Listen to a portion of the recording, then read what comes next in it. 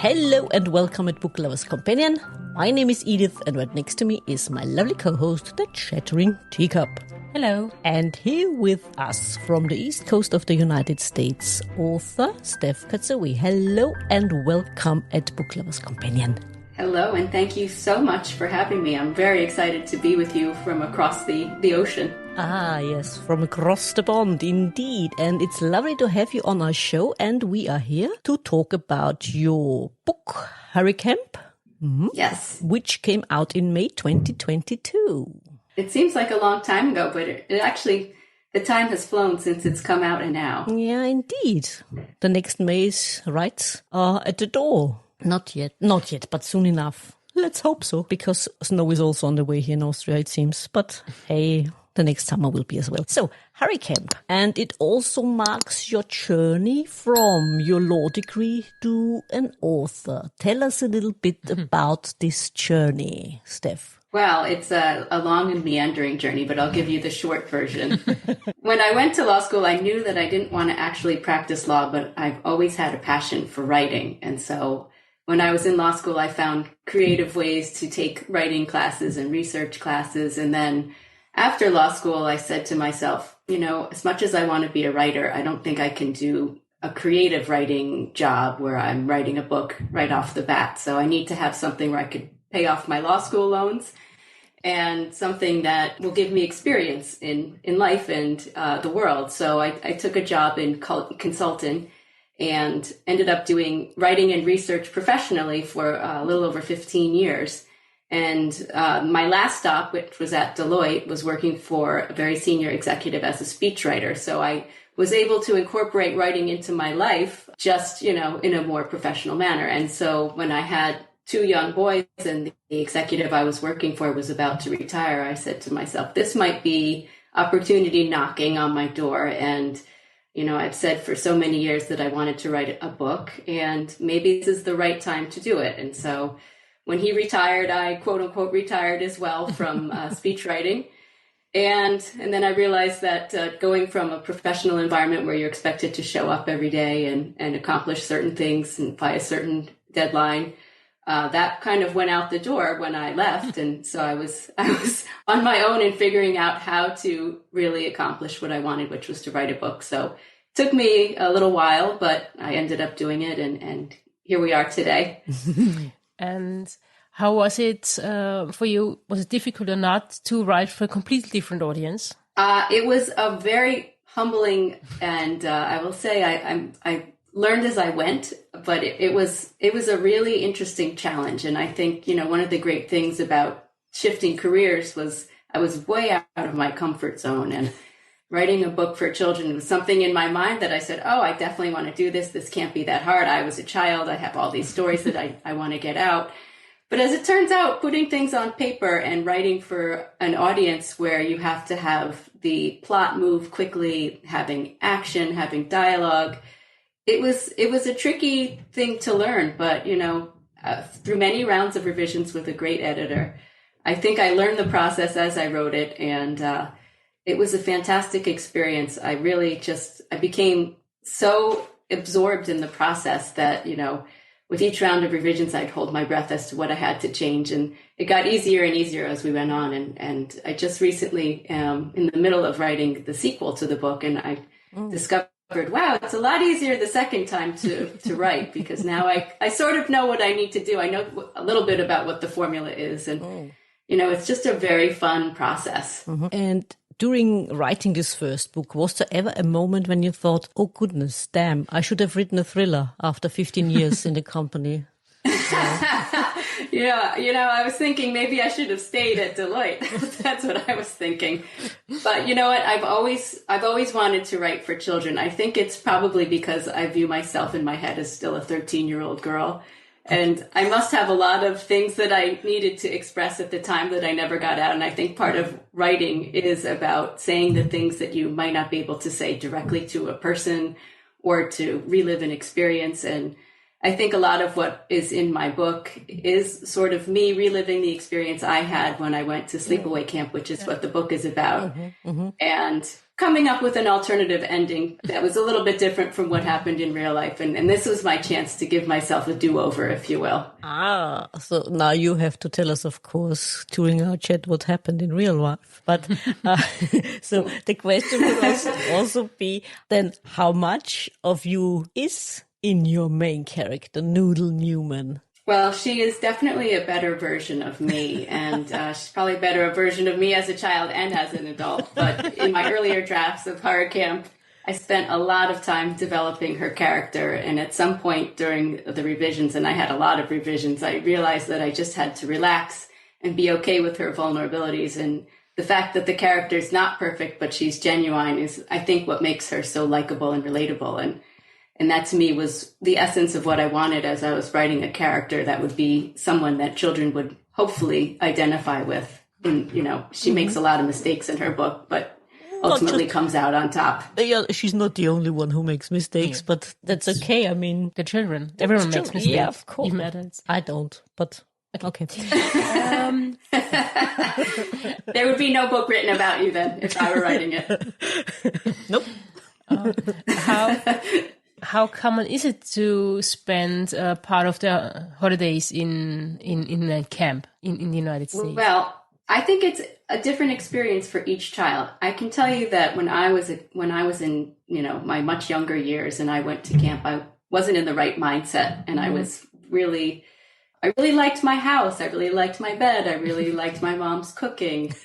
And so when I went into a camp that didn't have any of the nice things that I was used to, and with strangers, it was a really tough experience for me. And I don't think that I was ready for it emotionally. And, part of why I wrote this book was me rethinking, okay, what if I had a better attitude about going to sleepaway camp? What if I pushed myself to find my inner courage and realize that I could tough it out and I could become more independent and manage some of the tricky relationships that I was experiencing.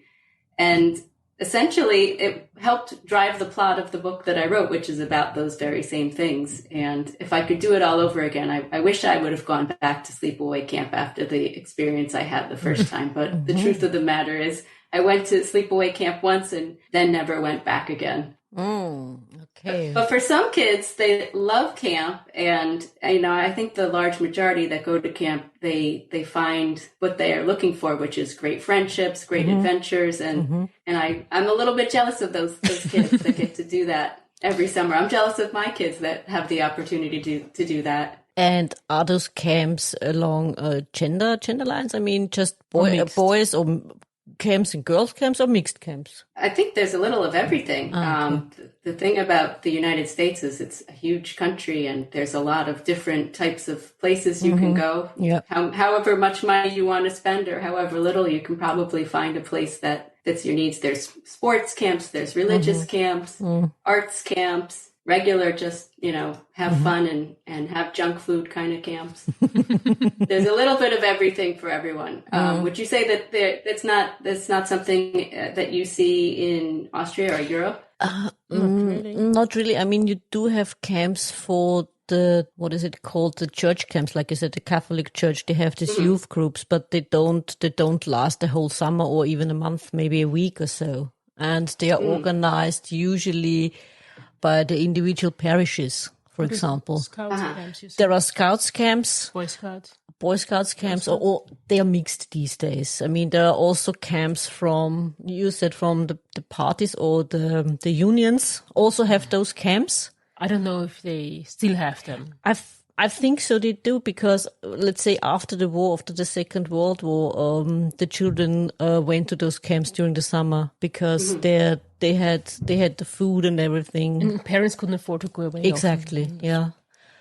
But it's not that common as it is in the United States, because I never went to a summer camp. I mean, we went to a few days with youth group, but that's different from what you describe or what we are used to see in Austria in the films when we watch high school films or something like that. Right. Yeah. I mean, what you wrote in your book, I mean, this group of girls in this hut. I mean, I think it's a little bit like high school, is it? where you have instant friendships. for sure. Yeah, people who know each other from previous years. And so we have the newcomers and a little bit of jealousies and who fits in and who doesn't. But all in all, it's not a completely, or at least for Noodle, it's not a completely bad experience. She thinks so at the beginning, like you said, oh, I'm homesick and what's not. Yeah. But then it turns out to start better. I mean, we have a few events that change the whole thing. I mean, it takes a hurricane for them to come together. That's right. You've done a great synopsis of the book, so thank you for that. Oh, you're welcome. I mean, it was But I do think an enjoyable read. I mean, it was nice. At nice. any age. Yeah. Oh, good. Oh, good. Now, I was going to say the friendship component, which I think is the strongest one that I think, is so prevalent in children's lives. But then I look at myself and I look at, adults, it's the same thing, just different ages. Yep. We still have to navigate challenging relationships. We still have to go through new experiences and, we meet new people all the time in whatever place you are in life. And so the challenges replicate as you get older. Yeah. I think The stakes might be a little bit higher, but, Yeah. I think it's also somehow a bit scary for a 13-year-old to go somewhere else without their parents, without any family, to be in a group of complete strangers just for holidays. So, I don't know. Yeah. Part of why I wanted to have it set in a camp was that there wouldn't be parents there, because a lot of times when you have parents, they can help solve your problems or help you think about things in a different way. And I kind of wanted it to be this character, Noodle, had to figure it out on her own. And of course, there are grown-ups at the camp, but not the same as if you had, your parents, your teachers, people that you know really well. These are people that don't know her really well. And that's a really challenging thing for a child to go through. And I certainly did. I wish I had my parents there. I think I would have liked camp if I had my family with me. But that's not the point of sleepaway camp in this world. No. It also gives them freedom. Yes. Because they're alone there, apart from the family. Yeah. I mean, it was a little bit like camp when I was, let's say, 13, because my parents had to work, of course, during the summer. I mean, they had a 3-week, usually they had a 3-week holiday, but otherwise it was just my grandma. And we have a summer break all of July and August in Austria. And I mean, when I was 13, I went away in the morning, played tennis or whatever, came back for lunch, and then went away again until dinner. I said hello and bye-bye and see you at dinner. And that's that. And I think it can't be done like that at the moment couldn't be done for years now, because we went swimming, not to a swimming pool or anything else, because the river Danube flows through the place where I lived, and we had we didn't go swimming in the Danube, but the other parts of the river. What is it called in English? I don't know if there is a word for it in English, but where the water doesn't flow. And a friend and a father of a friend, he had a hut and he had rowing boats, and we could use them, and it was just fun. I mean, there's a lot more freedom, I think, that, it sounds like you had when you were younger, and that I certainly had. Yeah. And, there was no cell phones at the time. I think the only thing you had was a TV, and if you were lucky, a VCR and maybe a microwave. But that was it for technologies, in the big world. Yeah. And I think our parents had a lot of trust, come to think of it. They had to have. Yeah, they had That's to have. right. Yeah, They couldn't control us. yeah, exactly. Yeah. And because I remember I would go to a friend's house and show up later, and that was kind of like what you just said, where you go to someone's house and you're not checking a phone and saying, I'll be there in 10 minutes. You just show up when it's dark or you get hungry, or they kick you out. Yes, exactly. Absolutely. I mean, like you said, it was absolute freedom. I mean, you mentioned it in your book because no mobile phones were allowed in the camp. Is that also a little bit of way to give them freedom there in a way they don't realize? Yeah, I think that was a big part of it. I know a lot of camps in the U.S. have a technology-free policy because kids are, these days, there's technology everywhere. There's iPads, there's, phones, computers. It's a different world. And the other reason I think that I wanted to have it technology-free was to give the book a little bit more of a timeless feel, that it could take place in any age. So, for me, it was just making this, you didn't have to know it was taking place in 2022 or, 1982. It was just, the story is about a girl becoming more independent and experiencing life through her own eyes versus, having to have outside influences or the help of grown-ups. And so I really wanted to make that a very pure experience for her. And also to find out what she can do when she is on air. She finds out that's her thing. I mean, she has written stories before that. She's also a writer. She's passionate. Let's say she's passionate about her writing because she is. And she entertains her hut mates with her stories, and she's quite good at it. That's also something she had to find out like this. I mean, better than just reading stories to her parents who say, you're great, because she needs a broader audience. Yes, exactly. And, some of the things that I've put into the book where she stumbles and trips up a little bit, it's part of life. You make mistakes, you face challenges, but the most important thing is that you pick yourself up and you keep going. And, whether it's a big step or a small step, that's the important, action to take to move yourself forward and to grow and to learn. And that was the big thing that I wanted for her to see, that life is hard, but you have a lot of resilience. And I think for kids, that's the overarching message was, life is hard at any age, but the ability to pick yourself up, to move forward, to keep trying new things and to challenge yourself it's a lesson that you want to learn as you continue to grow, but especially when you're a young child and everything is new and you don't have as much life experience, just having that inner courage and confidence is an amazing superpower. And so that's kind of what I wanted to highlight. Yeah. And they also have these camp counselors to help them along if they need, and also to encourage them to try out something new and experience new things. If they're present, unlike the Peter. Yes.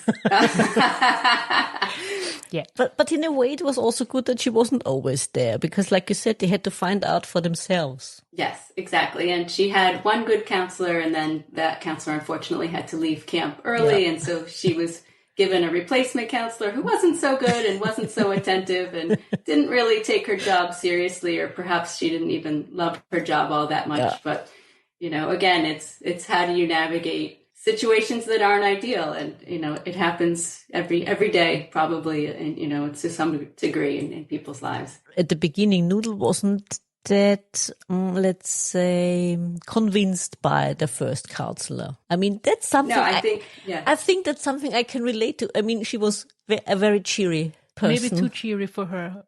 She would have been a bit too cheery for me. Yeah, she was a very, I kind of went to the extreme to make the first counselor, kind of like the perfect counselor, always positive, trying to make sure everyone was involved and happy. And, Noodle presented her with a challenge because she wasn't so happy in the beginning. And, it was something that I wanted to paint, the two contrasting views of camp life was, super happy and super sad. And that's what the character whose name Shelby gave to the book, just to sort of paint that super rosy picture, but it's not the same for everybody. But it's also, I think, difficult in her situation because there are these kids that know each other from the years before. And then you're there and trying to find out what's everyone else like and who might they be friends with and so on. It's quite difficult to manage, but they do in the end, and they learn for life. I also wanted to ask you about this group she comes into. I mean, I have to admit the name Buffy. I always associate. Yeah, with Buffy the Vampire Slayer, but there weren't any vampires. Yes. So just there bears. were no vampires, just wildlife, regular wildlife. Yeah. Actually, that was somebody that I knew when I was a child. It was the name of one of my classmates, and I was like, "That's a good character name." And then Buffy the Vampire Slayer came out. I'm like, I'm still going to use it. And the singer Buffy St. Marie, and I was like, still going to use it. Okay. Also, the question is, I mean, I said it before, not every one of this group of girls is that nice. Noodle does have an antagonist. Let's put it that way. Yes. How would you describe this antagonist? Well, I think you're referring to the character whose name is Holly, who's one of those people that you've met perhaps in life that wants to be the big dog, wants to be the boss. Yeah.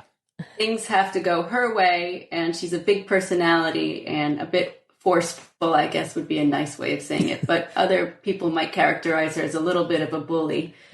And she's been to this camp before, and she has a best friend who in the book, her name is Tara, and they have this alliance where, they were in school, they might be viewed as the popular girls, but they also enjoy putting pranks on. And so it's a little bit of a challenge for Noodle because she's on the edge of just finding her footing, and now they want her to do something mischievous. And she's somebody that I think normally does the right thing. And this is a good challenge to her, her morals, because does she want to fit in and do these pranks, or does she want to stick to her views of, doing the right thing in life? And is there a way that she can figure out how to do a little bit of both? And so that was an interesting subplot to write about. And also just because, you can write and have a good time with your writing, I made sure that, these girls were mischievous and a little bit nasty, but not so nasty that you absolutely hated them. But I know if I were to meet this person in life, I probably wouldn't want to be her friend, and I probably wouldn't like her, but she's certainly very fun and entertaining to watch. And I think, there's a little bit of the Hollies of the world in everybody when you're not doing the right thing, but you kind of just want to needle someone or cause a little bit of havoc wherever you're going. In certain situations. In certain appropriate situations. And again, because it's camp, you can get away with a little bit more than, if you're in school or at your job. For sure, at your job. Yep. Yeah, absolutely. And there's also the sad one. Or the odd one out, because Noodle isn't the odd one out. No, you're right. But her friend... referring to Aries, her best friend. Yes. But the thing I liked most about Aries was that she's the smartest one of the bunch. Yeah. And she's very crafty, and she can solve just about any problem. And she's got this amazing knowledge of so many different random facts and details that,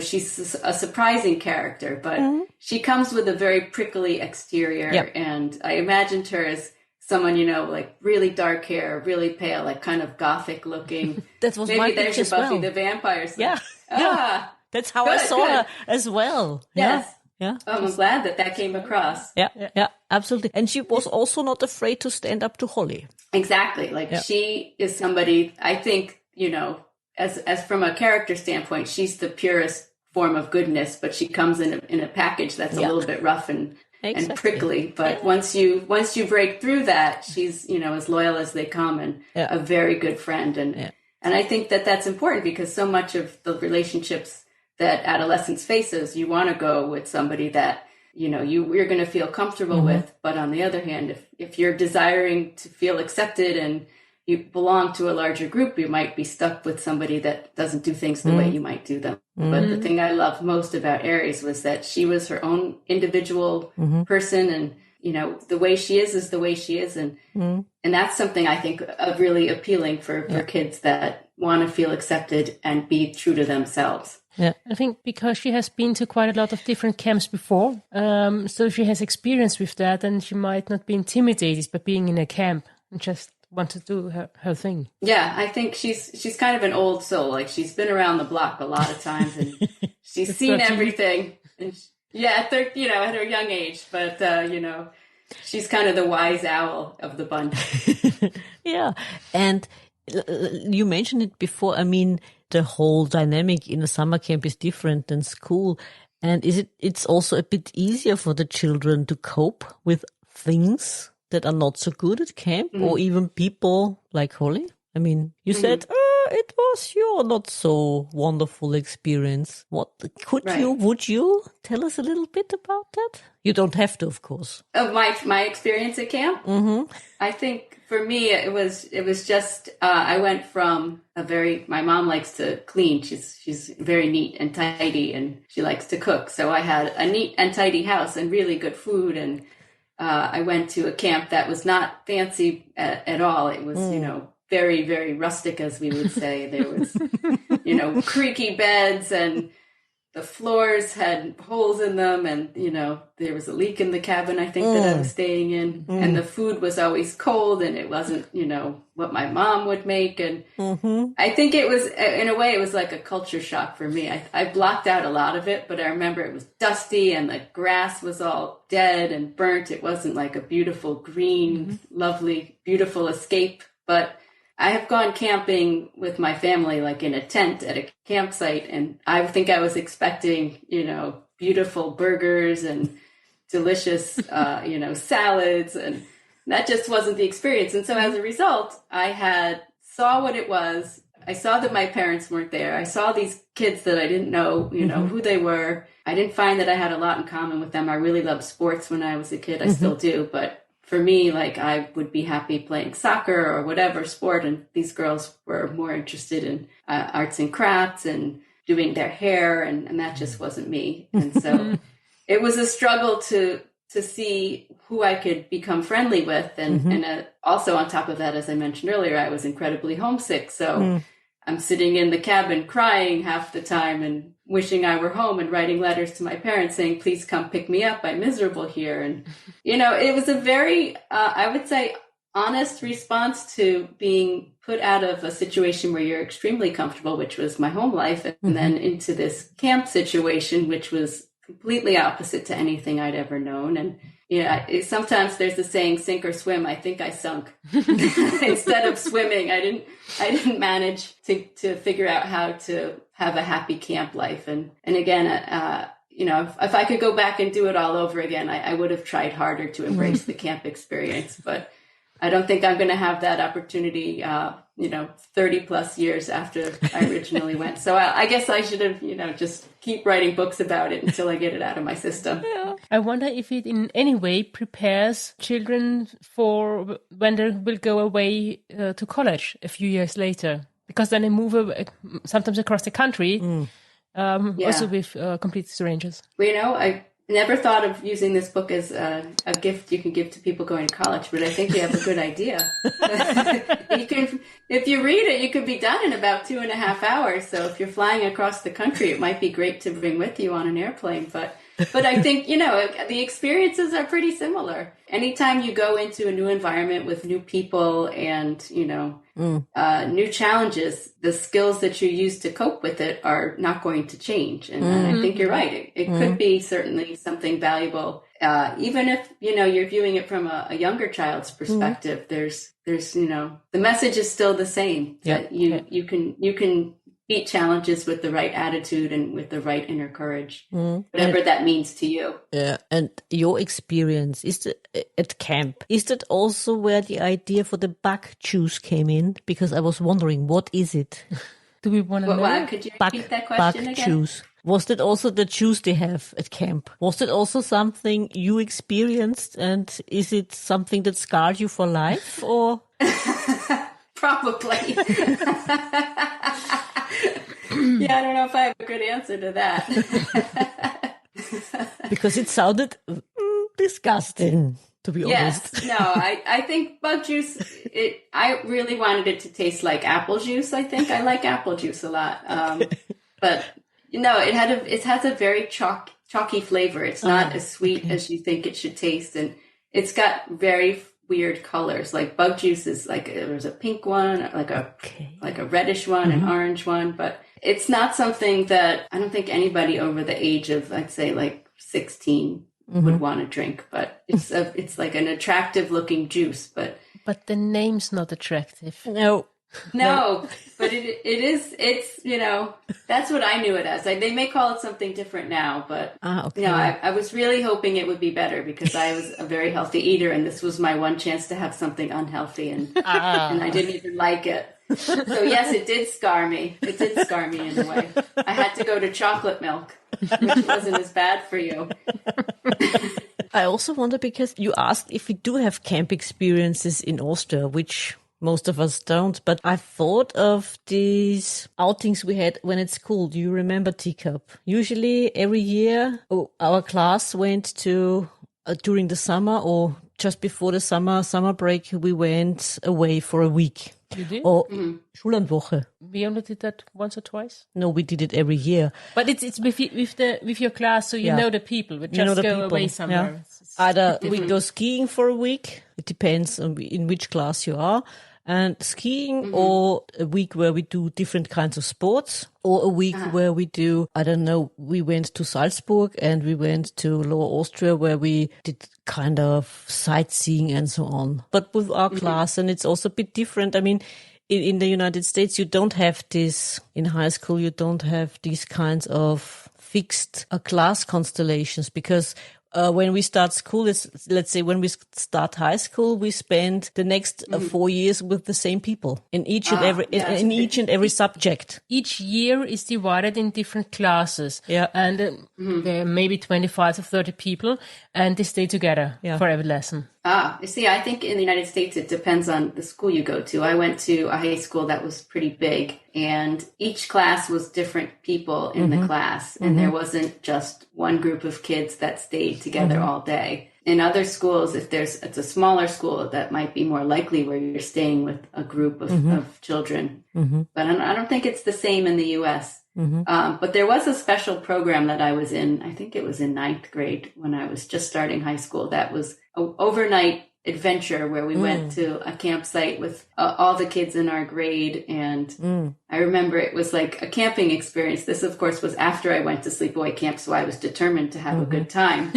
And and because I knew all these kids, it was a really fun night. We would go for a hike, but it was a very short-lived experience. And so you don't get the same challenges that you'd get if you went for 4 weeks or 2 weeks or, however long a camp experience might be. It was just overnight. So it was incredibly easy to say, okay, I can do this, no problem. But I wish, they would have had more of those types of things, because I think probably would have prepared me more for when I went away to college.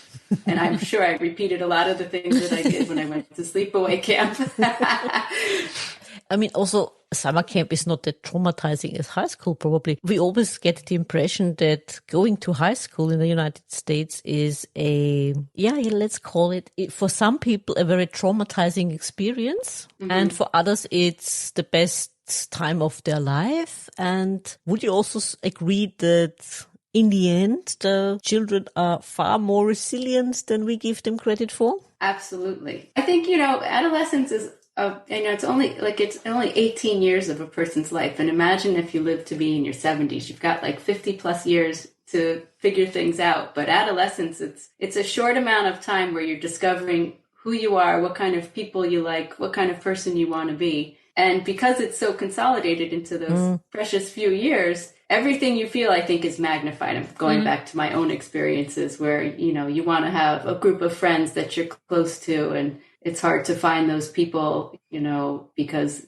you have to live life and figure things out as you go. And I would say because the need for acceptance is a strong instinct in kids, that there is a lot of trauma, whether it's, short-lived or longer term. I'm thankful that I played sports, though, because that made it a lot easier for me to make friends. But I would say I'm a naturally shy person, so I used sports as sort of the way for me to communicate. And not everybody is as lucky as I was, I think, to have that sort of vehicle to make friends. But, acceptance is a big issue for kids. Yep. And it took me till the end of high school to find the group of kids that I really was good friends with. And then we all left and went to college. So I had to start all over again. Yeah.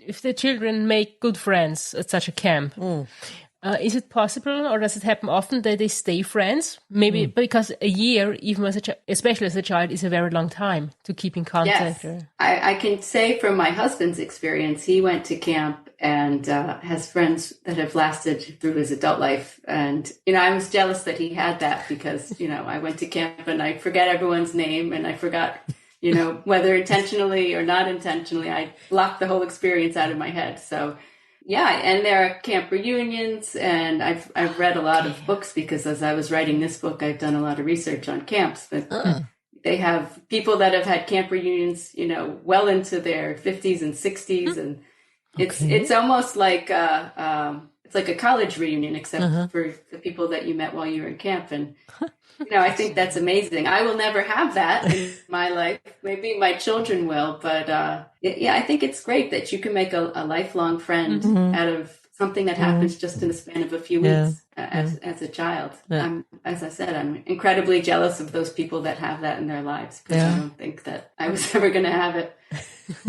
While writing that book, did a lot of memories come back? Not the camp ones. I think because I'd only gone for I think a few weeks. I have like little flashes. I think what I could remember I put in, like I remember the mess hall where we all ate and how noisy it was, and how I had to carry a tray, and how the food was wobbling all over the tray, and milk or whatever I was drinking spilled on my hand because I was trying to hurry to my seat because I didn't want to miss out on the mealtime.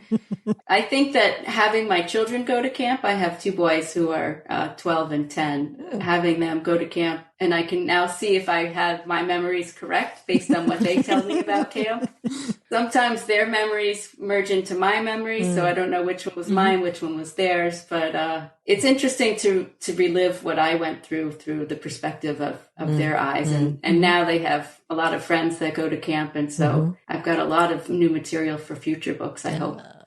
And were your sons also your beta readers? Yes, they were. And I started this book before they actually went away to camp. So I hope that it was helpful to them. But one of the greatest things was me reading the book to them while they were eating dinner. And they would always say, Mommy, please read another chapter. And I thought it's just because they didn't want to go and take a shower. But it turned out they really were enjoying the book.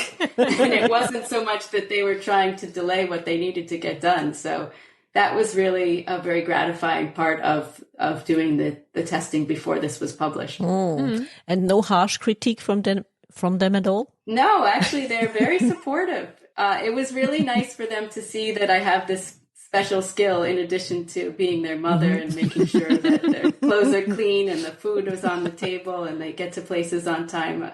I think it was an eye-opener that I have this ability. And my husband, he's a very accomplished professional and a very smart guy in his own right, but I think they might be more impressed with me sometimes than with him. And he's got a lot more on his plate than I do sometimes, but it's nice to be viewed in the eyes of your kids as somebody that's, a celebrity or a hero. And I think that made me feel like this was all a great undertaking. Not just mom. So writing's a special power. Yeah, it is. And a lot of what I wrote were things that really spoke to them. And they were like, you're very funny too. I'm like, well, that's good news. I'm funny in real life, I hope. Now you know. Thank goodness. Now you know. I can put it on paper. So the next time they start a new year, a new grade, you can say, "Oh, what's your mother's profession?" My mom is an author. That's right. I'm hopefully going to be speaking in their schools actually as an author, exactly. And not just the mom, because it's fun to have that sort of dual citizenship, if you will, with the kids that they know. So did you do readings in schools already? Or yeah. I've met a few schools, and I hope to do more of that, because I think one of the things that I enjoy most is speaking to kids, hearing their stories, and seeing what worked well in my book, what really resonated with them, what they take away and their own perspectives. And I'm hearing from kids, their feedback. One girl in my older son's class used my book as her favorite summer book from this past year. And she did a book report on it. And someone said in the class, "Hey, isn't that your mother?" to my son. And he said, "Yeah, it is my mom's book." And it was almost like, oh, there's a connection here. It was just really funny. And then he forgot to tell me this happened. So I heard it from a friend. And I was like, I wrote this whole book and this is my life and my passion and, why I feel like I've been put on this earth in some situations. And he forgot completely that, that happened. Yeah, that happened in English class. Yeah. Little things. Yeah. And did you also go to libraries and do readings for children? I haven't done it yet. Okay. I think that I've been doing a lot of podcasts because it gives people the opportunity to listen when they want to. But libraries, I love a library. I think that might be my favorite place to visit. So I hope to start doing more of those, especially as we get closer to the summer and people are remembering it's going to be camp season soon. So it's on my list of to-dos. Perfect opportunity, absolutely, to prepare the kids for their experience. And it's not all bad. Right. To show Yes, them this it fun. really isn't. Yeah. It's not, do you also, I mean, summer camp, okay, no, you don't have winter camps, of course not, do you? Not that I know of. No. The holidays are too short. Yeah, the holidays are too short. Yeah, I think so. No. Yeah. No. Plus, it's hard to think about swimming in 40-degree weather. But as we heard, the water bank can be cold in summer too. That's true.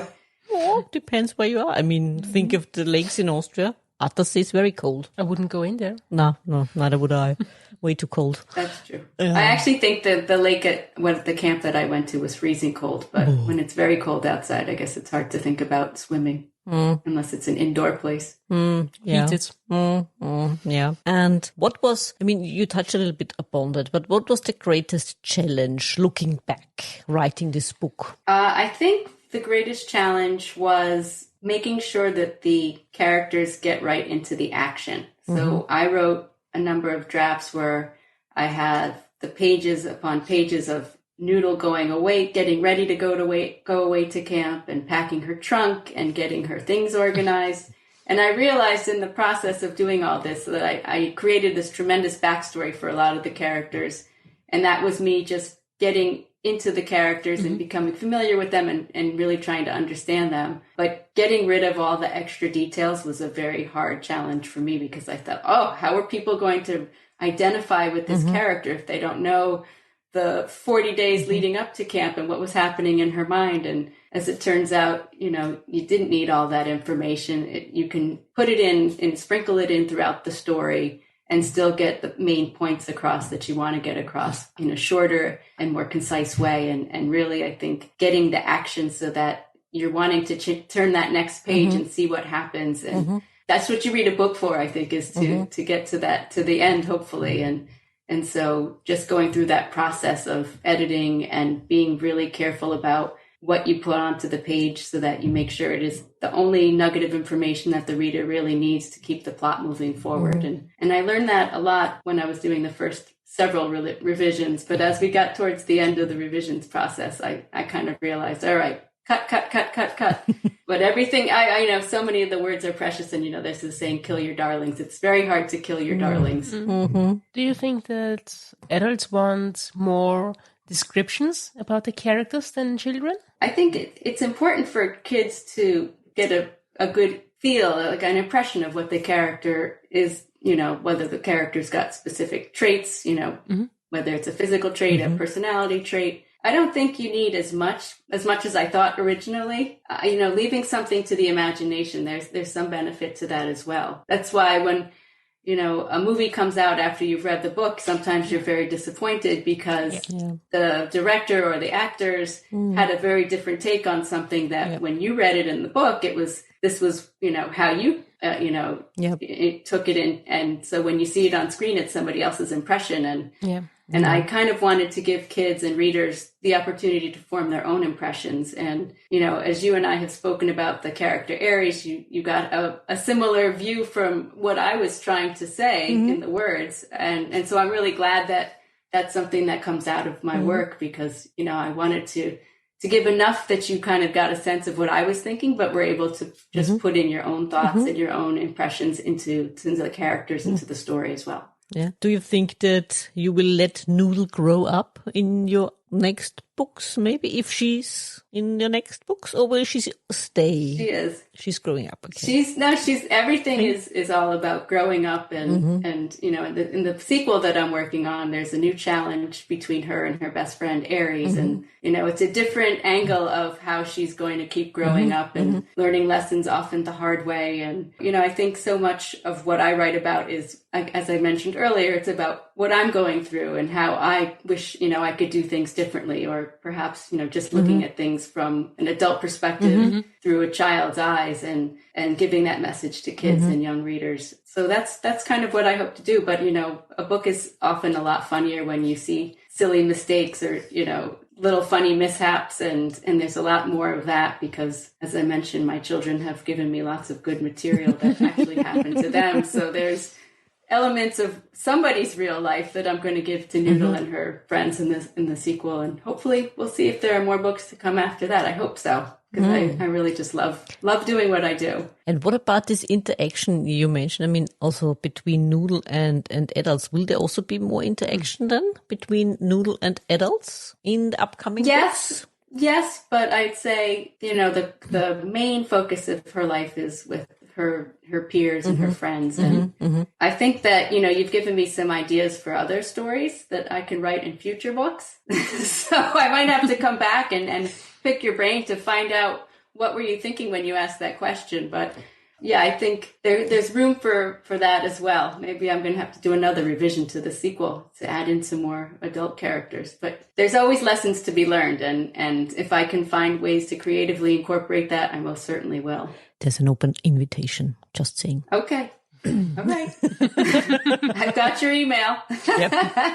Exactly. Drop me a line. And now, after having written this book for children, what would be your advice for other children's authors out there, or aspiring children's authors out there? Ooh, that's a tough question. We've spent a lot of time having, a really enjoyable conversation, and now you're giving me a really tough one that I wish I had more time to think about it. I think the thing that I've learned through this process of writing my book is that being true to your views and your opinions and your impressions and putting that on a page. If you're going to write something, make sure that it's genuine. I think because a reader can tell when it's not genuine and they won't want to keep reading. Yeah. And I hope if, I've done my job correctly, that people will relate, people will identify, people will enjoy with the story that I've put out there. And so for any writer that's looking to do that, I think be passionate, be brave, and be creative. And put in a little bit of tidbit for the adults, like Kurt the Flirt. Yes, Kurt the Flirt. He's always the handsome lifeguard that you can imagine. It's like that Paul Newman type, really handsome. Probably very young from a point of view. Yes, of course. Okay. But age appropriate for the audience. It's PG. It's a very, PG appropriate kind of book. Yes. And it's not, I did not mention it as if he's a toy boy. Sorry. But he probably could be. He probably could be. Exactly. I mean, he's an adult. If this were an older kid's book. If this were for older kids, yeah. Exactly. See? It's a hint. Yeah. And Steph, more about your plans. I mean, you've touched upon the sequel, and so how many sequels are there? I mean, also the question of Noodle's blog. Is it going on? Yes, on my website, StephKatzovi.com, I have a blog that I write, which is my stories from my actual childhood that I look back on as an adult and the lessons I've learned. And then I also write as Noodle with similar stories where there are mishaps or experiences and lessons learned and, how to react and respond to those. Often very humorous. Just asking the Noodles blog about food. Is it based on a real life experience? Yes, actually, I just put that blog up. It's about one of Noodle's classmates, and he forgot about food in his locker before a winter break. And this was inspired by my son, who left a piece of string cheese in a package on a counter before he went to break. And he said, I think I left it there, and I saw it the other day. And I said, well, you need to throw it out. And he's like, it's too gross to throw out. And I said, well, you need to throw it, why should you let someone else throw it away? It's your responsibility. So then I said, I'm going to go write a blog about it. And then I read it to him, and he said, hey, that sounds like my story. And I said, it sure is. Thank you for the inspiration. Now please throw the cheese away. So yes, a lot of this is from real life. He did, actually. To his credit. A few weeks late, but yes, he did throw that food out. just had to write a short story about it. I find that this is a really great way for me to communicate with my kids about things I want them to do. I just write a story about it, and they'll realize it's based on what they told me or what happened to them, and then I give them the result of what I want to happen, and I give them the opportunity to figure out how to do it. So the cheese... the blogs have been very effective. Okay. And so the cheese was already alive. Yeah, it wasn't something he should ever eat. Yeah.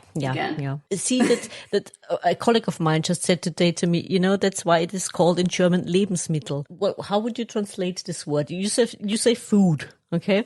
And we say the German word is Lebensmittel because life, Leben, and the second part... It's something you need to live. You need things you need to live for, and it's called Lebensmittel. And he said because our cleaning lady just threw something away which was in the fridge and she said it's yours. No, I don't know whose it is. It might have been alive already. And he said, see, that's why it's called Lebensmittel. So that's true. Haven't thought about that. And you can eat some foods. Yeah. You can eat some foods with mold on it that are live in a different way. But not this cheese. Not the cheese my son left out. It's a different kind of mold. Yeah. Exactly. Yeah. Exactly. And you can't cut that kind off if it's all the way through moldy. This turned very gross very fast. Yeah. Survival of the fittest? Yeah, yeah, it's true. So let's call it that. Yes. Okay. Steph, is there anything else you would like to share, you would like our listeners to know? I would love to hear from anybody that's read the book or anyone that's got great stories they might want to share from their experiences. I have a website, StephKatzovi.com. We'll put it in the Steph description. With a PH. Yes, and I'm also on social media, on Instagram, Steph Katzovi, and Facebook, Steph Katzovi Lit, Lit. I would love to hear from anyone, and very responsive on email and social media, and just reaching out and staying in contact with people, meeting new people has been one of the best parts of publishing a book, because, the world is a big place, but when you can reach people through all the different avenues that we have for communication, it makes it a much smaller place. And you realize that there's a lot more commonality than difference in some respects. And I think that is what makes what I've done through my book, Hurricamp, something that I'm so proud of and so fortunate to have done, that, I can hopefully find a way to reach new people and speak to them through my book. And thank you also for the opportunity to be on your program. You're most welcome. It was fun talking to you. And I have one last question, really quick, because I was wondering the title, Hurricamp. And I said to you, Teacup, it sounds a bit like a wordplay. I mean, hurry, of course, hurricane. And is there also the word hurry intended because at the beginning our dear Noodle wants to hurry back home? Yes. You have figured out the secret clue that I put out there. You should get like 1,000 points. You should do a victory dance for sure. It's true. It was, meant to be hurricane and camp, but the hurry aspect, it's, there's a lot of motion and nervous energy and yes. Yeah. I spent a lot of time trying to come up with a creative title and one that was memorable, and I'm glad that you got the secret clue, because not many people have come up with it. So you're in a very small category. Congratulations. Thank you.